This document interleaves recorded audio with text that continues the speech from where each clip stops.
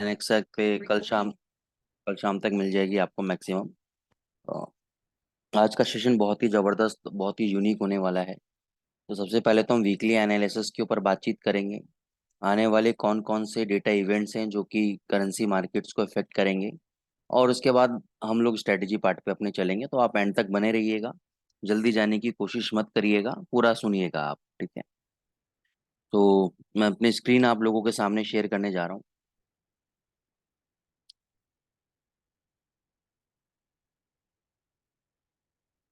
आप लोगों के सामने डॉलर इंडेक्स का चार्ट है। और लास्ट एनालिसिस में अगर आप लोगों को याद हो ये वाली बात, मैंने टेक्निकल ग्राउंड्स पे आपको बताया था कि जब तक 103.25 के नीचे क्लोजिंग नहीं हो जाती और उसके कैंडल का लो नहीं ब्रेक होता, तब तक आपका सेलिंग प्रेशर नहीं आएगा। तो पहली कंडीशन क्या है? 103.25 के नीचे यहाँ पे क्लोजिंग दे दी इसने, ठीक है। तो यहाँ पे कंफर्म एक बार हो गया था कि अब ये नीचे जाना चाहिए, लेकिन क्या हुआ? जिस दिन इसने क्लोजिंग दी उस दिन का लो ब्रेक नहीं हुआ, उस दिन का लो ब्रेक नहीं हुआ। तो कई बार ये जो क्लोजिंग होती है ना, इसको हम बोलते हैं स्टॉप लॉस हंटिंग। क्या बोलते हैं? Stop loss hunting. Stop loss hunting का मतलब क्या हुआ? जिन लोगों ने यहाँ पे बहुत बड़ा स्टॉप लॉस लगा रखा होगा या बड़ी बड़ी क्वांटिटी यहाँ पे होगी, तो दोस्तों ये सब काम प्लीज ना करें मेरे सिस्टम पे, ये बच्चों वाली हरकतें हैं।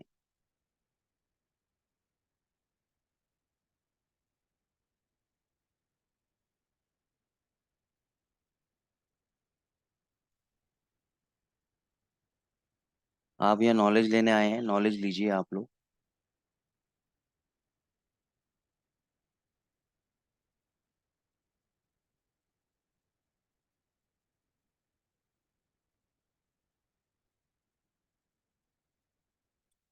तो क्या होता है कि इसको बोलते हैं स्टॉप लॉस हंटिंग, ठीक है ना। अब यहाँ पे बहुत बड़े जो ऑर्डर बुक्स होते हैं, जो बड़े बड़े इंस्टीट्यूशनल लेवल पे लोग एक्सेस करते हैं, कि बड़े ब्रोकर के बुक्स पे देखते हैं कि भाई स्टॉप लॉस कहाँ लगा हुआ है, मैक्सिमम कितनी क्वांटिटी लगी हुई है। तो वो जो स्टॉप लॉस देखते हैं कि भाई यहाँ पे इतना बड़ा स्टॉप लॉस लगा हुआ है आपका, तो स्टॉप लॉस को ये हंट करते हैं, मतलब उस लेवल तक ये ब्रेक करते हैं, नीचे क्लोज कर देते हैं और अगले दिन खींच देते हैं ऊपर, ठीक है। अभी जितना भी रिलेशन है सारा का सारा, वो मैं आपको ऑलरेडी बता चुका हूँ कि इसका रिलेशन इंटरेस्ट रेट्स के साथ है, इंटरेस्ट रेट्स के साथ है। अब इंटरेस्ट रेट्स के बढ़ने या घटने पे काफ़ी सारे फैक्टर्स काम करते हैं, मैंने आपको लास्ट में बताया था। इन्फ्लेशन भी है आपका, ISM manufacturing non manufacturing data, FOMC data, unemployment claims. तो ये सारे डेटाज होते हैं, जीडीपी डेटा, जो कि आपको बताते हैं कि सरकार आने वाले महीनों में इंटरेस्ट रेट बढ़ाएगी या घटाएगी।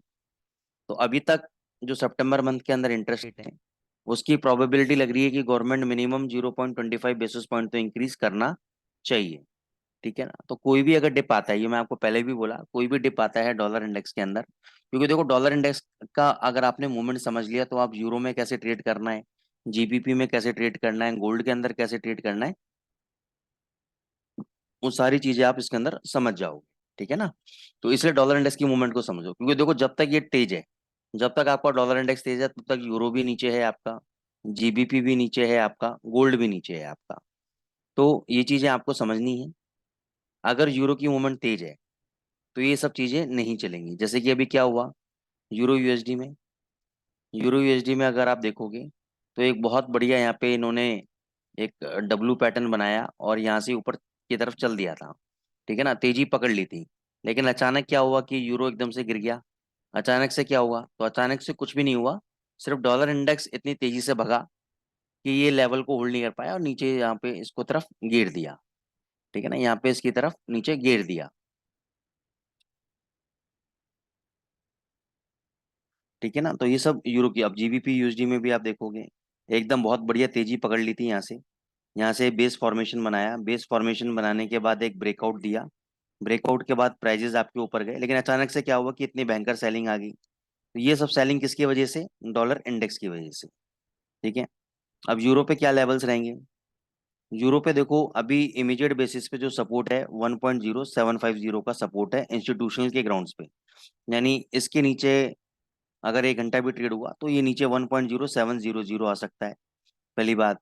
अच्छा, अब दूसरी बात है कि चाहे अब 750 का लेवल ब्रेक करे या ना करे, आपको शॉर्ट पोजीशन बनानी पड़ेंगी। क्यों बनानी पड़ेंगी? वो इसलिए बनानी पड़ेंगी क्योंकि डॉलर इंडेक्स ने तेजी पकड़ ली है। डॉलर इंडेक्स कहाँ तक जा सकता है? दोबारा आ जाओ, डॉलर इंडेक्स पे आ जाते हैं हम। जिस हिसाब से इसने यहाँ पे एक पैटर्न बनाया है, ये हाई जाके जो थोड़ा सा करेक्शन दिया है, फिर वापस इसी लेवल पे आ गया। अगर मंडे को ये 104.50 के ऊपर सस्टेन करता है, मंडे को अगर ये 104.50 के ऊपर सस्टेन करता है, तो नेक्स्ट रेजिस्टेंस का 105.50 है, और 5.50 के बाद $160 है। तो अगर ऐसी तेजी पकड़ता है तो यूरो, जीबीपी और गोल्ड जो है अच्छे खासे नीचे लेवल पे आ जाएंगे। अब गोल्ड की भी कहानी मैं आपको बताता हूँ, गोल्ड टूट क्यों नहीं रहा है उसकी भी कहानी मैं अभी आपको आगे चल के बताऊंगा। ठीक है ना? आप देख रहोगे कि डॉलर इंडेक्स भी भग रहा है, गोल्ड भी भग रहा है। जबकि डॉलर इंडेक्स में और गोल्ड में क्या होता है, इनवर्स रिलेशनशिप होता है। जब डॉलर इंडेक्स नीचे जाता है तो गोल्ड ऊपर जाता है, और जब डॉलर इंडेक्स ऊपर जाता है तो गोल्ड नीचे आता है। लेकिन अभी क्या हो रहा है, ये कोरिलेशन काम नहीं कर रहा है। अभी ये कोरिलेशन काम नहीं कर रहा है। क्या हो रहा है, डॉलर इंडेक्स भी जा रहा है, गोल्ड भी। ऐसा क्यों? तो उसके ऊपर भी मैं अभी आपको लेकर आऊँ। ठीक है ना? तो हम वापस यूरो यूएसडी पे आ जाते हैं। तो यूरो यूएसडी अभी आपका सेल है, और ये अच्छा खासा आपका नीचे 700 तक गिर सकता है, या 680 तक भी नीचे आ सकता है। ठीक है ना? या उसके भी नीचे, फर्दर ही नीचे जा सकता है। तो अपन ये सोचें कि नहीं इतना गिर गया और नीचे नहीं गिरना चाहिए, कहीं भी गिर सकता है, 400 भी आ सकता है। मैं ये बोलता हूँ ये आपको 400 भी आ सकता है। ठीक है ना? लेकिन मेरी एक दूसरी थ्योरी और है, जिसको हम साइकिल थ्योरी बोलते हैं। क्या बोलते हैं? साइकिल थ्योरी बोलते हैं। उस थ्योरी के अकॉर्डिंगली मेरे को लगता है कि सितंबर मंथ के अंदर, यानी 30 सितंबर तक जो लो लगाना है, यूरो को, जीबीपी को, गोल्ड को लगा लेगा। उसके बाद अक्टूबर के फर्स्ट वीक से तेजी आनी चाहिए। और ये तेजी जो है कम से कम 3 महीने आपकी बरकरार, मिनिमम बता रहा हूँ 3 महीने, यानी दिसंबर तक बरकरार रहनी चाहिए आपको। अब जरूरी नहीं है कि ये साइकिल थ्योरी काम 100% करेगी। 90% ऑफ द टाइम ये काम करती है। एक दो बार ऐसा होता है कि थोड़ा सा गलत धोखा दे जाती है, लेकिन 90% ऑफ द टाइम ये काम करती है। तो ये मैं आपको पहले भी गोल्ड के लिए भी बोला था कि जो लो लगेंगे वो सितंबर मंथ तक लग जाएंगे बस। उसके बाद ये अक्टूबर से तेजी पकड़ेगा। तो करेंसीज के लिए भी यही बता रहा हूँ, जो लो लगने हैं सितंबर तक लग जाएंगे, यूरो के, जीबीपी को, उसके बाद तेजी पकड़ेंगे। ठीक है? तो ये आपका इसको शॉर्ट कर सकते हो आप। ये 680 तक और 640 तक नीचे आ सकता है। स्टॉप लॉस रहेगा 950 का। 1.0950 इसका जो स्विंग हाई है, 945 के आसपास है, लेकिन मैं राउंड फिगर में 950 ले रहा हूँ। जब तक इसके ऊपर सस्टेन नहीं करेगा तब तक ये सेलिंग प्रेशर में रहेगा। जीबीपी यूएसडी पे आ जाते हैं। जीबीपी यूएसडी पे हमने आपको पहले ही बोला था कि 2600 के नीचे बंद हो गया है ये। अब इसको 2400 आना चाहिए, तो उसी राह पे ये चल रहा है। इसका इंट्राडे स्टॉप लॉस मैं बता देता हूँ। ये वाले कैंडल का हाई, इस कैंडल का हाई है लगभग 1.2765। जब तक इसके ऊपर सस्टेन नहीं करेगा तब तक ये जीबीपी यूएसडी के अंदर नीचे है, और नीचे ये आपका अच्छा खासा गिर सकता है। उसके बाद हम आ जाते हैं एयूडी यूएसडी पे। अब एयूडी यूएसडी का बेसिकली क्या है कि कोरिलेशन आपका गोल्ड के साथ में, तो इसलिए एयूडी, डॉलर इंडेक्स के इतने भगने के बाद भी एयूडी टूट नहीं रहा है। तो इसका स्ट्रॉन्ग जो सपोर्ट लेवल है आपका 6400, एक तो एयूडी यूएसडी का अभी 50 पे दूर है वहां से। दूसरा है 6360 का। ठीक है ना? अब ये लेवल टूटा तो कहाँ तक जाएगा, मैं आपको डेली चार्ट पे लेकर आता हूँ, और इसके सपोर्ट जोन को समझने की कोशिश करना। किसी को अगर पोजिशनल ट्रेड खेलना हो, बड़ा ट्रेड खेलना हो, तो देखो ये एक सपोर्ट जोन है। ये पूरा एक बहुत बढ़िया सपोर्ट जोन है। यानी ये एक वो एरिया है जहाँ पे प्राइजेस कहीं पर भी लो लगा के रिवर्स हो जाएंगे। तो ये जो सपोर्ट मेरे को समझ में आ रहा है, 0.6280 के आसपास मेरे को सपोर्ट समझ में आ रहा है।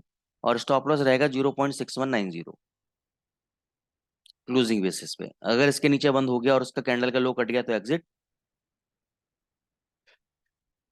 अदरवाइज यहाँ से ये बाउंस बैक देगा आपको 6600 तक। जबरदस्त तेजी आपको देखने को मिलेगी इसके अंदर। जीबीपी जेपीवाई डेली चार्ट में यहाँ पे देखो डबल टॉप लगा दिया है इसने, ऑलमोस्ट डबल टॉप लगा दिया है। ये नेकलाइन है, नेकलाइन तोड़ते ही ये बहुत अच्छा खासा नीचे गिर सकता है। और 2 घंटे के चार्ट में तो इसने बहुत पहले ही डबल टॉप ये देखो लगा दिया था यहाँ पे। यहाँ पे डबल टॉप सा लगाया था, ये नेकलाइन ब्रेक किया, फिर वापस ने इसी लेवल पे जाने की कोशिश करी, वहां पे फिर रेजिस्टेंस लिया, वापस अभी इस लेवल पे सपोर्ट लेने की कोशिश कर रहा है। ये लेवल क्या है आपका? ये लेवल आपका 183.50 के आसपास का लेवल है। 183.35 भी ले सकते हो, ये लेवल है। जब तक ये लेवल ब्रेक नहीं करेगा तब तक इसमें मंदी नहीं आएगी, जब तक इसके अंदर मंदी नहीं आएगी। ठीक है ना? ये एक बार वापस ऊपर बाउंस बैक मार सकता है, लेकिन अगर ये 183.50 का लेवल या 30 का लेवल ब्रेक कर गया तो ये नीचे आपका 181.70 181.80 तक ये नीचे आ सकता है आपका। ठीक है, गोल्ड के ऊपर आ जाते हैं हम लोग। गोल्ड ने इस बार बहुत अच्छी कोशिश करी कि मैं 1980 के लेवल को टच कर लूं, ठीक है ना, लेकिन 1950 का जो स्ट्रॉन्ग रेजिस्टेंस लेवल था आपने देखा होगा इंटरडे में भी। मैं आपको दिखाता हूँ, ये देखो ये हाई कितने का, 1953 का। वो भी न्यूज आने के बाद, जब ईडीपी का न्यूज आया फ्राइडे को तब ये 1953 गया, लेकिन ये सस्टेन नहीं कर पाया क्लोजिंग बेसिस पे। यहाँ पे आप देखोगे इसे हाई था 1948 का, यहाँ पे आया था 1949 का। तो 1950 के ऊपर सस्टेन ही नहीं कर पा रहा था, उसको टच नहीं कर रहा था। अभी 1953 गया ना, ये भी कब गया, जब एक न्यूज आया आपके पास, एडीपी का न्यूज आया, अनएम्प्लॉयमेंट का न्यूज आया, तो तब जाके ये ऊपर गया। ठीक है ना, नॉन फार्म पेरोल डेटा आया आपका। अब इसमें क्या है, 1935 आपका स्ट्रॉन्ग सपोर्ट लेवल है, ये अगर ब्रेक होता है तो ये 1920 तक नीचे गिर सकता है। ठीक है ना, 1920 तक ये नीचे गिर सकता है ओवरऑल। इसमें स्ट्रांगनेस, अब स्ट्रांगनेस क्यों है, मैंने आपको बताया था, मैं आपको बताऊंगा। देखो क्या होता है कि गोल्ड का और इसका इनवर्स कोरिलेशन है। अब क्यों क्यों है इनवर्स कोरिलेशन, ये मैं आपको कभी जब एडवांस क्लासेस आप हमारी ज्वाइन करोगे तब बताऊंगा। इसमें बेसिकली ना दो तरह के सिस्टम होते थे, एक होते थे आपके गोल्ड स्टैंडर्ड सिस्टम और एक होता था ब्रेटन वुड सिस्टम। 1920 से पहले पहले ये आपका गोल्ड स्टैंडर्ड सिस्टम चलता था। इसमें क्या होता था कि मान के चलो $1 की कीमत है 4 ग्राम ऑफ गोल्ड, और ₹1 के अंदर क्या कीमत है, 2 ग्राम ऑफ गोल्ड। तो $1 की कीमत अगर मैं इंडियन रुपीज में करूं तो कितना हो जाएगा, ₹2। क्यों हो गया ₹2, क्योंकि $1 में कितने ग्राम आते हैं, 4 ग्राम, और ₹1 में कितने आते हैं, 2 ग्राम। तो डॉलर के बराबर लाने के लिए क्या करना पड़ेगा मेरे को, ₹2 जोड़ने पड़ेंगे, मतलब ₹1 और जोड़ना पड़ेगा, तो $1 की कीमत कितनी हो गई, ₹2। तो इस तरीके से एक्सचेंज रेट निकलता था कि भाई हमारी करेंसी की जो वैल्यू है डॉलर के टर्म्स में कैसे होती थी, और इसलिए इसका रिलेशन गोल्ड के साथ था। ठीक है ना, गोल्ड से एक्सचेंज, गोल्ड एक इसका सब्स्टिट्यूट कह लो या इसका जरिया कह लो इसके रेट्स को तय करने के लिए, इसलिए इनके अंदर इनवर्स कोरिलेशनशिप थी इनके अंदर। ठीक है ना, और भी डिटेल में बताऊंगा मैं आपको, ये खाली इतना छोटा सा पार्ट नहीं है ये सिर्फ मैंने छोटा सा आपको ओवरव्यू दिया कि हम एडवांस क्लासेस में कितने अच्छी नॉलेज आपको शेयर करते हैं। अब क्या हो गया, इनका जो कोरिलेशन है खत्म क्यों हो गया। देखो, जब भी मार्केट के अंदर अनसर्टेनिटी आती है, ठीक है ना, जब भी मार्केट के अंदर जियो पॉलिटिकल टेंशन आती हैं, जब भी मार्केट के अंदर मंदी का डर सता रहा होता है, रिसेशन का डर सता रहा होता है, ठीक है ना, जब भी वर्ल्ड वॉर चल रहे होते हैं, कुछ भी वॉर चल रहे होते हैं, तो gold is considered as a safe haven asset. Safe haven asset का मतलब क्या है, भाई जब किसी इकोनॉमी की हालत खराब है या मंदी का दौर आ रहा है, तो इक्विटीज मार्केट के अंदर तो रिटर्न मिलेंगे नहीं, तो आदमी क्या करता है, गोल्ड में पैसा डाल दो। गोल्ड सेफ रिटर्न है, गोल्ड में कहीं पैसा आपको डूबेगा नहीं। भाई शेयर में लगाया है, शेयर तो ₹1000 का शेयर कितना रह जाएगा, ₹100 भी रह सकता है, ₹200 भी रह सकता है। ठीक है ना, उनको पता गोल्ड नहीं टूटेगा क्योंकि गोल्ड एक स्केर्स कमोडिटी है, और गोल्ड में सबको इंटरेस्ट रहता है, गोल्ड आपको रिटर्न दे जाएगा, तो इसको considered as a safe haven asset, safe मानते हैं गोल्ड को। ठीक है ना, अब मंदी का दौर कैसे हम लोग जज करते हैं कि भाई मंदी का दौर आ रहा है, तो हमारे पास एक डेटा होता है मैन्युफैक्चरिंग सेक्टर डेटा। तो अगर मैं manufacturing sector data, service sector data की अगर मैं हालत देखूं, यूरोपियन इकोनॉमी की, अमेरिकन इकोनॉमी की, और मैं चाइनीज इकोनॉमी की देखूं, ठीक है ना, तो उसमें क्या हो रहा है, उनके मैन्युफैक्चरिंग सेक्टर की हालत खराब है। अच्छा, अब आपको ये सब चीजें ना एडवांस चीजें में हम कोर्स के अंदर बताते हैं कि आप ये कैसे पता लगाओगे कि भाई सितंबर मंथ के अंदर जो इंटरेस्ट रेट पॉलिसी आ रही है उसमें गवर्नमेंट सरकार इंटरेस्ट रेट बढ़ाएगी या नहीं बढ़ाएगी। अगर इंटरेस्ट रेट बढ़ता है तो डॉलर क्या होता है, डॉलर के लिए पॉजिटिव होता है। तो अगर हम लॉन्ग टर्म व्यू लेके चलें कि डॉलर का पॉजिटिव है, तो हम यूरो को कभी बाई नहीं करेंगे, हम यूरो को सेल करेंगे, जीबीपी को सेल करेंगे। तो ये सारे जो कोर रिलेशंस हैं, कॉन्सेप्ट हम एडवांस कोर्सेज के अंदर अपने कवर अप कराते हैं। अगर आप लोग इंटरेस्टेड हैं अपना लाइफ चेंज करने के लिए, क्योंकि देखो क्या होता है कि आपको यूट्यूब से बहुत कुछ आप लोग सीख लेते हो, कर लेते हो, लेकिन यूट्यूब पे पता है कौन लोग हैं, यूट्यूब में वो लोग हैं जिनको ज्यादा एक्सपीरियंस नहीं है मार्केट का, जिनको साल 2 साल 4 साल हुए हैं या 6 महीने हुए हैं वो यूट्यूबर बन गए हैं। ठीक है ना, उनको इतना एक्सपीरियंस नहीं है। मैं तो कई सारी स्ट्रेटेजीज या कई सारे फंडे ऐसे देखता हूँ जो वहाँ पे गलत सिखाए जाते हैं, गलत बताए जाते हैं, लेकिन क्योंकि सीखने वाले भी लोग नए, बताने वाले भी नए, तो कौन उनको समझाएगा कि भाई गलत है ये। ठीक है ना, तो बहुत सारी चीजें होती हैं जो गलत होती हैं, और जो प्रैक्टिकल एक्सपीरियंसेस हम अपने 17-18 साल का लेके बैठे हुए हैं, और इतनी चीजें इन डेप्थ मार्केट में चीजें देखी हैं, तो आपको वो जो 18 साल का नॉलेज है हमारा, या 15 साल का जो नॉलेज है हमारा, वो आपको हम 3 महीने के कोर्स के अंदर आपको डालने की कोशिश करेंगे। और जो फिल्टर्ड चीजें हैं, कहता है ना, घर जब साफ करते हैं तो हम क्या करते हैं, अच्छी अच्छी चीजें तो रख लेते हैं, बाकी चीजें कबाड़ में भेज देते हैं। तो वही हम करते हैं यहाँ पर भी, कि अच्छी अच्छी नॉलेज होती है आपको देंगे, बाकी जो फिल्टर, जो फालतू की नॉलेज या फालतू का ज्ञान है, उसको नहीं, आपके दिमाग को क्लटर नहीं करते हैं। तो अगर आप चाहते हैं कि भाई आपकी लाइफ चेंज हो, क्योंकि जो आज मैं आपको स्ट्रेटेजी सिखाने जा रहा हूँ वो एक प्रीमियम कंटेंट का पार्ट है, और उस स्ट्रेटेजी पे इतना जबरदस्त पैसा बनता है। सिर्फ उस स्ट्रेटेजी का मैं एक ही पार्ट बताऊंगा, एंट्री पॉइंट, एग्जिट पॉइंट नहीं बताऊंगा उसके अंदर में, आपको समझ में आ जाएगा, लेकिन वो भी कितना जबरदस्त है, उसका पूरा सिस्टम है, पूरा मनी मैनेजमेंट के साथ वो स्ट्रेटेजी है। क्योंकि लेकिन ये फ्री वेबिनार्स हैं, तो सिर्फ उसमें इतना ही मिलेगा कि आपको, कि लेकिन उतना भी अगर आपने कर लिया तो भी आप पैसा बना लोगे। यार तो किसी को भी अगर इंटरेस्टेड हो एडवांस कोर्सेज के अंदर, तो forex-with-ankit-goel.com पे जाकर, या ankitgoelforex.com पे जाकर आप उनसे कांटेक्ट कर सकते हैं, या टेलीग्राम चैनल से, या जिस भी माध्यम से आप आए हैं उनसे आप कांटेक्ट कर लीजिए, आपको कोर्स की डिटेल्स मिल जाएंगी। ठीक है ना। तो मैन्युफैक्चरिंग सेक्टर क्या है, कमजोर है भाई। हमने यूके का देखा, चाइना का देखा, यूरोपियन इकोनॉमी का देखा, अमेरिकन इकोनॉमी का देखा, तो जब मैन्युफैक्चरिंग ही नहीं चल रहा, मैन्युफैक्चरिंग क्या बोला जाता है, मैन्युफैक्चरिंग बेसिकली क्या बोला जाता है, किसी भी इकोनॉमी की रीढ़ की हड्डी होती है। अगर रीढ़ की हड्डी तोड़ दी जाए तो शरीर नहीं टिकेगा। तो मैन्युफैक्चरिंग कमजोर है, तो उसका मतलब माल नहीं बिक रहा है उनका, इसलिए तो उनका डेटाज अच्छे नहीं आ रहे हैं। अगर सेल अच्छी नहीं हो रही है, माल नहीं बिक रहा है, तो मैन्युफैक्चरर क्यों माल प्रोड्यूस करेगा, वो माल क्या देगा, कम प्रोड्यूस करो। ठीक है ना, इन्वेंट्री क्यों खड़ी करनी है हमें। तो अगर इस टाइप का सिचुएशन आ रही है, तो इसको बोलते हैं मंदी का असर, कि मंदी का दौर आने वाला है। और मंदी का दौर अगर आएगा तो सेफ कौन है, गोल्ड। इसलिए गोल्ड में जितनी भी कंट्रीज हैं वो पैसा लगा रही हैं। ठीक है ना, तो ये चीज आपको ध्यान में रखनी है। टेक्निकल लेवल्स पे अगर मैं बात करूं आपसे, तो 1935 के नीचे ये जाएगा 1920 तक। और मैक्सिमम जब तक ये 1900 के लेवल को ब्रेक नहीं करता है, तब तक तो इसमें डरने वाली बात है नहीं। चाहिए 1925 आ जाए तो भी मैं बाय करूंगा, 1920 आ जाए तो भी मैं बाय करूंगा, 1910 आ जाएगा तो भी मैं बाय करूंगा। क्योंकि मेरे को ये साल के एंड तक, या मार्च 2024 से पहले पहले, गोल्ड आपका ऑल टाइम हाई टूटता हुआ नजर आ रहा है। ये बात मैंने आपको पहले भी बताई थी। एक मिनट।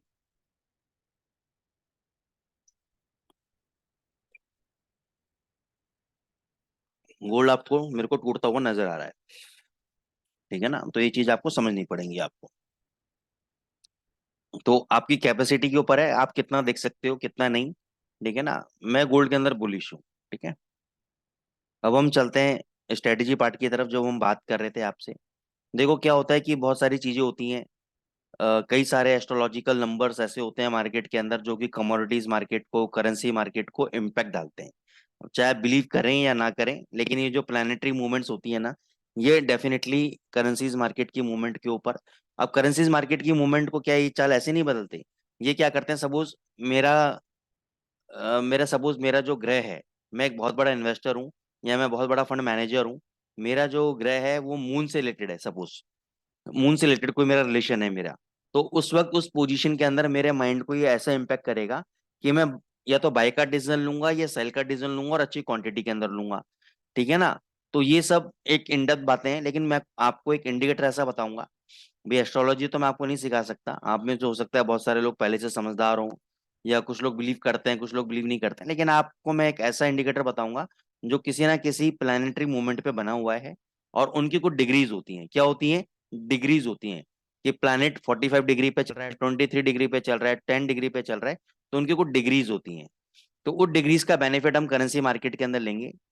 और इसका सबसे बड़ा बेनिफिट मिलता है गोल्ड को। तो गोल्ड, क्योंकि अब मैं जानता हूँ आप सभी लोग गोल्ड को ज्यादा चाहते हो, तो मैं गोल्ड पे आपको नहीं बताऊंगा, वो आपका होमवर्क है, इसलिए नहीं बताऊंगा क्योंकि ये फ्री वेबिनार्स है। तो इसमें मैं आपको करेंसीज के बारे में बताऊंगा, यूरो यूएसडी और जीबीपी यूएसडी पे मैं आपको बैक टेस्ट करके दिखाऊंगा इसके अंदर, और बहुत ही जबरदस्त उसके अंदर रिटर्न है। ठीक है ना, तो उस पर हम चलते हैं चार्ट के ऊपर। 1 घंटे का चार्ट मैंने जीबीपी यूएसडी का लगा लिया है। 1 घंटे का चार्ट है, इंडिकेटर को समझ लेना अच्छे से। इंडिकेटर में जाएंगे, लिखेंगे मून डेक। क्या लिखेंगे, मून डेक।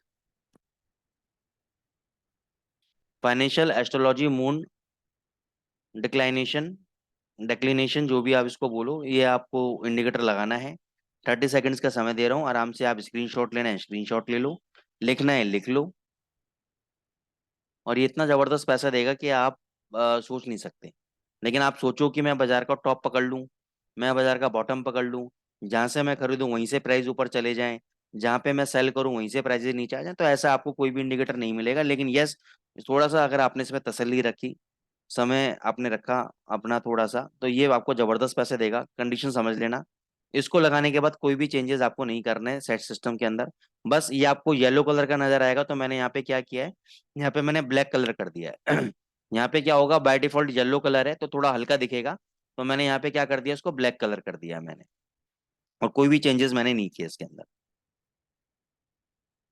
अब यहाँ पे आप देखो, ये मून डेक इंडिकेटर के आगे ये जो वैल्यू देख रहे हो आप, -16 देख रहे हो, ठीक है ना, -0.16 देख रहे हो, ये सब देख रहे हो।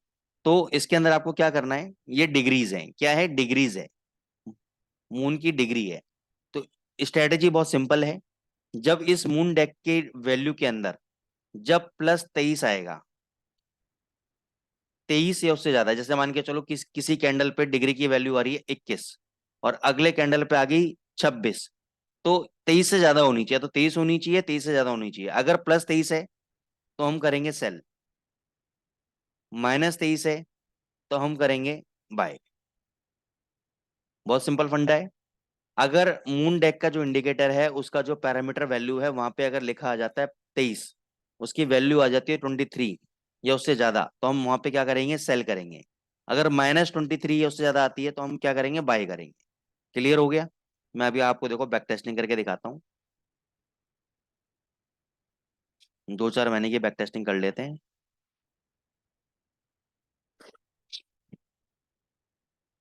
आप देखना, आपको कहाँ नजर रखनी है, यहाँ पे जहां पे मैंने गोला बनाया है इसके वैल्यू के ऊपर। जैसे जैसे मैं अपने कर्सर को देखो मूव कर रहा हूँ, इसकी वैल्यू बदल रही है। अब जब इसकी वैल्यू -23 आ जाएगी तो हम क्या करेंगे, बाय करेंगे। 1 मिनट, ये रिकॉर्ड हो रहा है ना, 1 मिनट, हाँ, लेट मी चेक, ठीक है, रिकॉर्ड हो रहा है। -23 देखना कब आएगी, 1920, देखो 21 के बाद कितना आया, सीधे 26 आ गया। तो -23 पे हम क्या करना होता है, बाय करना होता है। हमने यहाँ पे बाय किया, यहाँ पे बाय का लेवल है 2450, 1.2450 के आसपास से हमने बाय कर लिया। अगर अब मान के चलो, यहाँ पे कंडीशन क्या है, टारगेट अपने हिसाब से रख लेना आप। टारगेट आप 50 पिप भी रख सकते हो। सर आपको रिकॉर्डिंग करने की जरूरत नहीं है, इसकी रिकॉर्डिंग हो रही है ऑलरेडी, और ये आपको यूट्यूब पे एनएक्से के चैनल पे मिल जाएगी, डोंट वरी, ठीक है ना। अब वहाँ पे आप आराम से जाके देखो, समझो। देखो क्या होता है, सपोज मैंने यहाँ पे बाय कर लिया, इसको मनी मैनेजमेंट को समझना, हालांकि मैं बताता नहीं हूँ फ्री की क्लासेस में ही, लेकिन फिर भी समझ लो। 2450 पे मैंने बाय किया, और यहाँ से मेरे बाय करते ही ये 50 पिप नीचे गिर गया, कितना आ गया, 2400 आ गया। तो मैं यहाँ पे एक लॉट और ऐड करूंगा, फिर ये 2350 आ गया, फिर मैं एक लॉट और ऐड करूंगा। जब तक ये मून डेक्लेनेशन की वैल्यू, ये जो इंडिकेटर है, इसकी जब तक +23 नहीं जाती और मेरे को प्रॉफिट नहीं आता, मैं बाय करता रहूंगा। ठीक है ना। अब वो आपके ऊपर है, आपको 3 बार बाय करना है, 2 बार बाय करना है, या एक बार बाय करना है, आपको 50 पिप के गैप पे बाय करना है, 70 पिप पे करना है, या 100 पिप पे करना है, वो आपका आउटलुक है। मैं आपको सिर्फ ये दिखाता हूँ कि मेरे ट्रेड लेने के बाद कितना नीचे गया और वहां से कितना प्रॉफिट आया।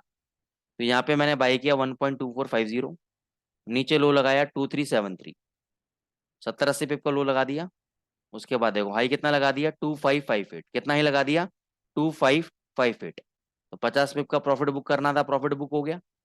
अब यहाँ पे नजर रखना मून डेक की वैल्यू पे, जब यहाँ पे +23 जाएगी वैल्यू तो मैं शॉर्ट करूंगा इसको।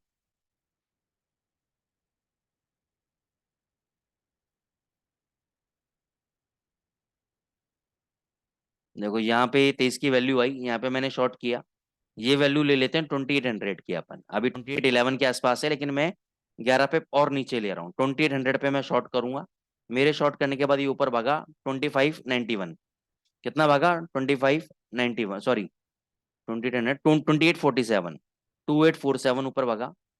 2800 पे मैंने शॉर्ट किया था। देखो लो कितना लगा दिया, 2690, कितना लो लगा दिया, 2685, बल्कि 50 पिप चाहिए थे, मिल गए। अब जब ये मून डेक की वैल्यू -23 आएगी तब मैं बाय करूंगा। देखो और भी नीचे आ गए,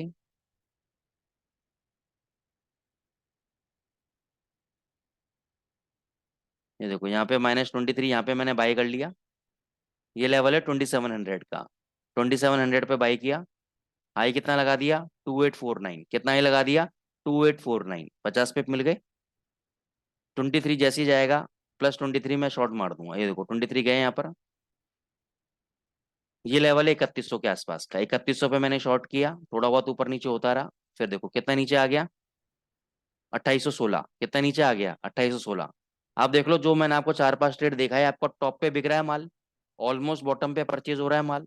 अब देखो यहाँ पे जैसे ही ये -23 जाएगा मैं बाय कर लूंगा।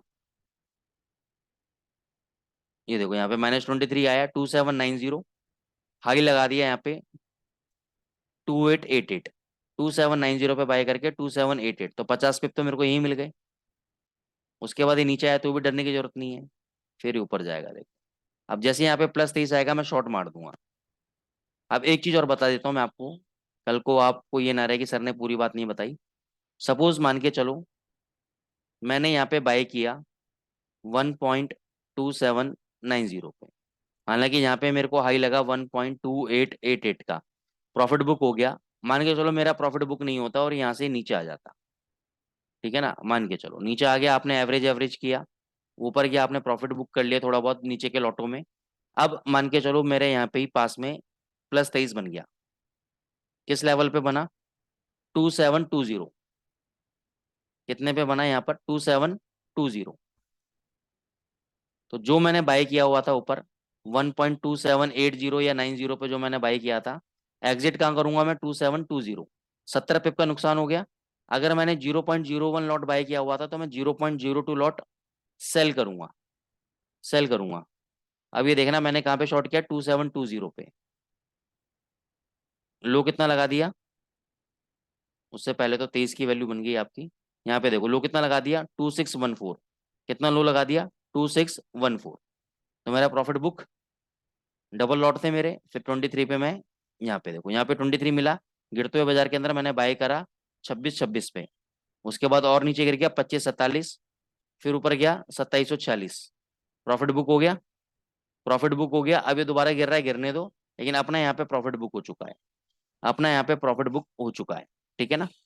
अब मैं आपको समझाता हूँ यूरो यूएसडी पे, ऐसा ही गोल्ड पे भी काम करेगा आपके, ऐसे ही गोल्ड पे भी काम करेगा, लेकिन यह है कि गोल्ड पे कितनी डिग्री पे, अब यहाँ पे मैं 23 डिग्री पे आपको काम करवा रहा हूँ मून केस पे, ठीक है ना। अब गोल्ड पे जरूरी नहीं है 23 डिग्री पे काम करे, हो सकता है 27 डिग्री पे काम करे, हो सकता है 19 डिग्री पे काम करे, वो डिग्री आपको फाइंड आउट करनी है, ठीक है ना। अब यूरो पे जाएंगे, देखो -23 मिलेगा तो हम बाय करेंगे,